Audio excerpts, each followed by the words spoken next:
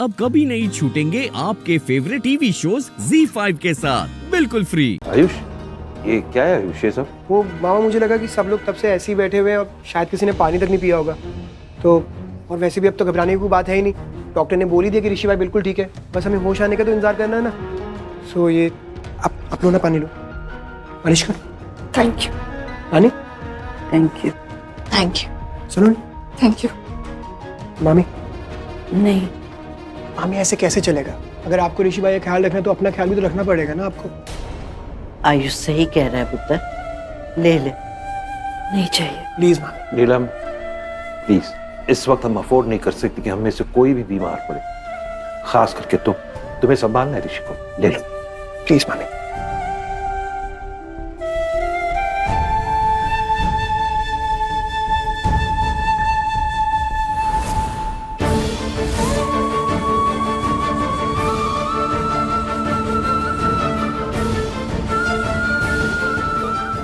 Thank you.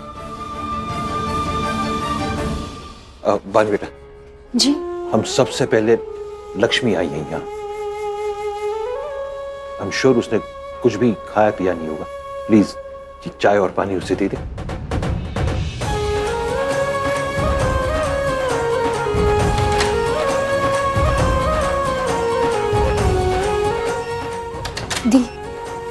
दी चाय।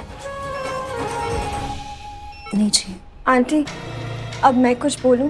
अरे हाँ, ऑफ कोर्स बोल सकते हो, बोलो। आंटी, डॉक्टर ने जो बोला वो तो आपने सुना ही था ना, कि बेहोशी से पहले ऋषि के दिमाग में कोई ऐसी बात रह गई थी जिसके बारे में ऋषि बहुत सोच रहा था, और उसी बात की वजह से वो बेहोशी में भी चिल्ला रहा था कि नहीं छोड़ूंगा नहीं छोड़ूंगा।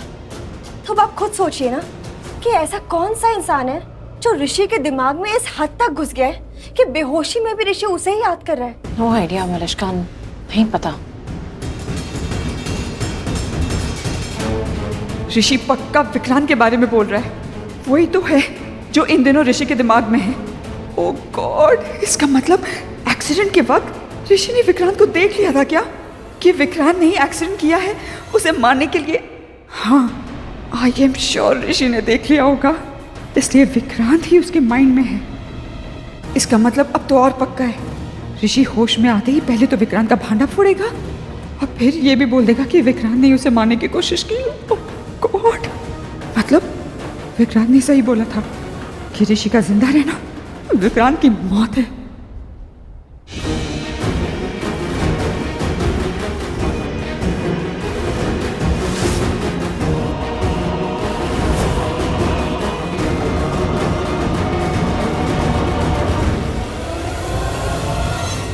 दी पी लेना, तब से ऐसे ही है। कुछ खाया पिया नहीं। सच में मुझे नहीं पीना है। बस एक बार ऋषि ठीक हो जाए जल्दी से।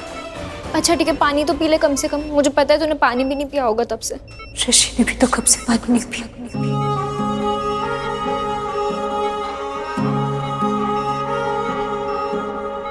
उड़ जा काले कावा तेरे मुंह विच खंड पावा।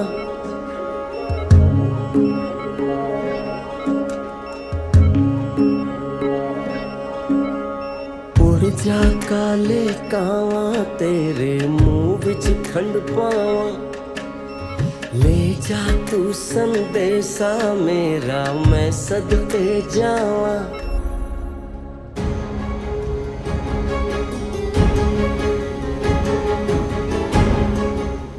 कैसे हो तुम? मैं ठीक हूँ, लेकिन असल में ठीक कब होऊंगा ये तुम जानती हो, ऋषि की मौत के बाद।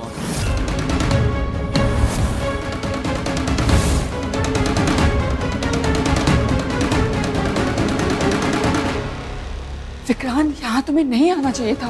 तुम्हें कहा था नहीं काम करने को, ऋषि को हटाने का काम तुम्हें दिया था लेकिन तुम नहीं कर पाई। अब तुम नहीं कर पाई तो मुझे आके करना ही पड़ेगा ना काम। तुम मेरी बात नहीं समझ रहे हो।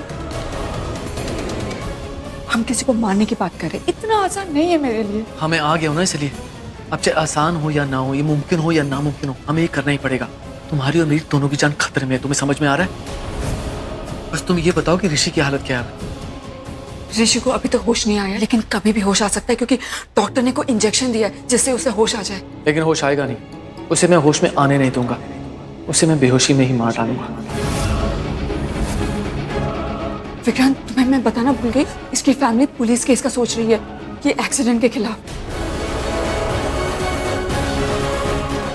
तुम उसकी चिंता मत करो, मैं उसे संभाल लूंगा। ऋषि तो मेरे हाथ मरकर ही रहेगा। चादर से मुंह ढक देता हूँ इसका, और फिर चादर के ऊपर से इसकी नाक और मुंह बंद करके सांसें रोक दूंगा, और फिर कुछ ही पल में ऋषि खत्म।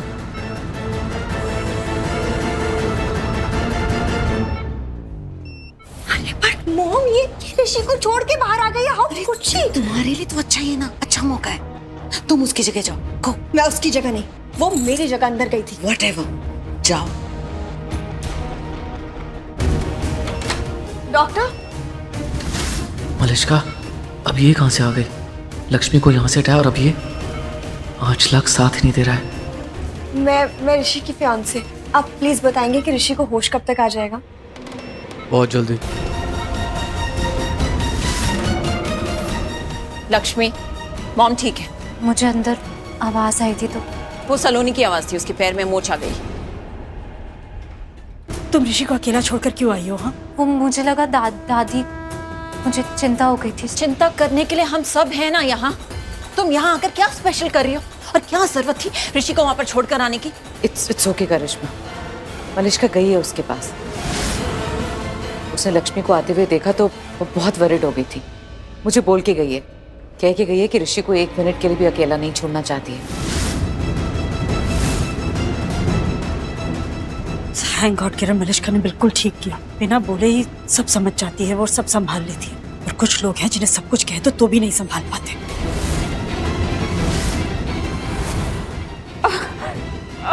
सलोनी, अब शालू, तुम लोग सलोनी को वहां बेंच पर बैठा दो।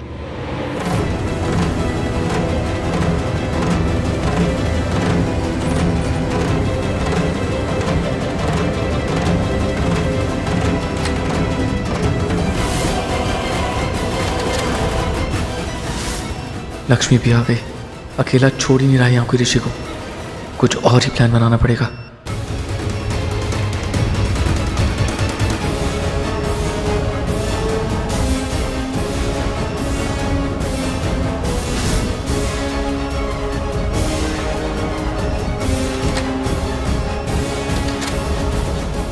Excuse me,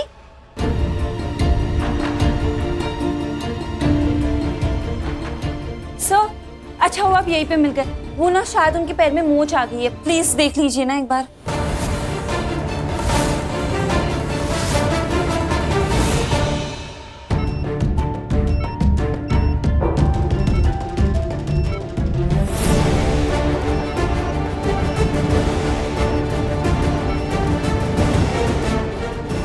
Z5 app download करें और देखें सारे एपिसोड्स बिल्कुल फ्री।